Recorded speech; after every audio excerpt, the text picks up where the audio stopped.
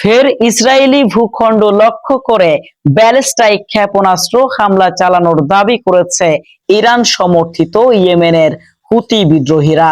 তবে ৬ জুলাই রোববার ভোরের দিকে ছোড়া ওই ক্ষেপণাস্ত্র ভূপাতিত করা হয়েছে বলে জানিয়েছে ইসরায়েলের সামরিক বাহিনী। এ ব্যাপারে ইসরায়েলের সেনাবাহিনীর এক বিবৃতিতে বলা হয়েছে, রোববার ভোরে ইয়েমেন থেকে ইসরায়েলের দিকে ছোড়া একটি ক্ষেপণাস্ত্র প্রতিহত করা হয়েছে। এ সময় ইসরায়েলের বিভিন্ন এলাকায় সাইরেন বাজিয়ে বাসিন্দাদের সতর্ক করে দেওয়া হয়।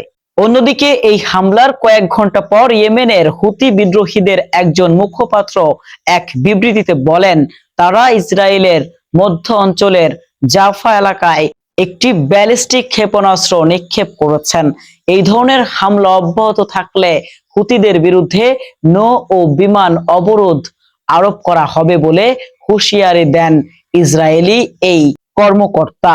আন্তর্জাতিক সংবাদ মাধ্যম রয়টার্সের এক প্রতিবেদনে বলা হয়, গাজায় যুদ্ধ শুরুর পর থেকে ফিলিস্তিনের প্রতি সমর্থন জানিয়ে ইসরায়েলের ক্ষেপণাস্ত্র ও ড্রোন হামলা চালিয়ে এসেছে। ওই প্রতিবেদনে আরো বলা হয়, ২০২৩ সালের অক্টোবরে গাজায় যুদ্ধ শুরুর পর থেকে ইয়েমেনের অধিকাংশ এলাকা নিয়ন্ত্রণকারী হুতিরা ইসরায়েল এবং লোহিত সাগরে বাণিজ্যিক জাহাজ লক্ষ্য করে হামলা চালিয়ে আসছে। হুতিদের এই হামলায় বৈশ্বিক বাণিজ্য ব্যাপক বিঘ্ন ঘটছে। তবে হুতিদের ছোড়া বেশিরভাগ ক্ষেপণাস্ত্র ও ড্রোন ইসরায়েলি প্রতিরক্ষা বাহিনী ধ্বংস করেছে অথবা লক্ষ্যে পৌঁছানোর আগেই ভূপাতিত করেছে।